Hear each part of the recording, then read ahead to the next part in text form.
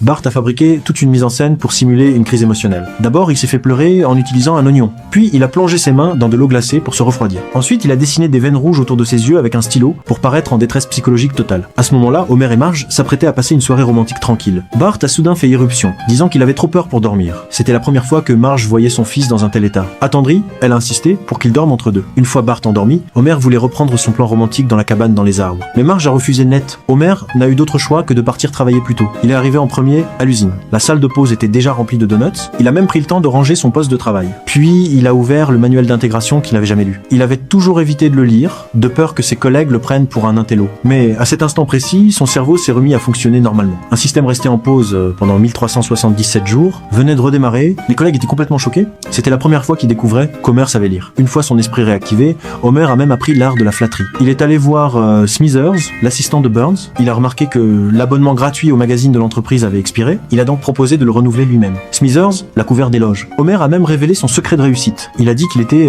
simplement frustré sexuellement. Smithers a répondu qu'il comprenait parfaitement. Pendant ce temps, Bart faisait des cauchemars depuis son retour du camp d'été. Il rêvait qu'il faisait du bateau avec Lisa, puis que l'embarcation chavirait. Peu à peu, il a compris que ce traumatisme était bien réel. Il en a parlé avec Lisa, et tous deux ont commencé à se souvenir du camp Krusty. Ils avaient vu un cadavre portant un gilet de sauvetage rouge. Il y avait aussi une tempête violente ce jour-là. Les souvenirs revenaient progressivement. Ils ont donc décidé de rouvrir l'enquête sur ce qui s'était passé. De son côté, Homer, en renonçant à toute intimité, était devenu un employé modèle. Il avait même réservé un dîner pour la fête des mères 3 semaines à l'avance. Marge ne reconnaissait plus du tout son mari. Homer était devenu extrêmement discipliné et efficace au travail. Son esprit regorgeait d'idées nouvelles. Il aidait même Burns à améliorer l'usine. Burns était tellement satisfait qu'il lui a accordé une augmentation et un bouton secret réservé rien que pour lui. Homer était ravi. Ce jour-là, Marge a tenté de renouer l'intimité avec lui. Mais Homer avait décidé d'y renoncer complètement. Il voulait réussir sa vie professionnelle. Il a refusé toutes ses avances. Marge a compris que leur mariage était en train de se fissurer. Ils sont allés consulter un conseiller conjugal. La séance a commencé de façon totalement absurde. Marge a expliqué qu'avant, elle était heureuse. Mais plus du tout aujourd'hui. Le problème venait du retour des enfants du camp d'été. Ils souffraient tous de traumatismes psychologiques. Le conseiller a alors suggéré de les renvoyer au camp Krusty pour qu'ils affrontent leur peur. Un autre patient étrange a ensuite raconté une histoire encore plus absurde. Ce soir-là, les parents ont ramené les enfants au camp. Mais l'endroit était devenu une station de vacances pour adultes. Bart et Lisa ont retrouvé la rivière de leurs souvenirs. Ils ont découvert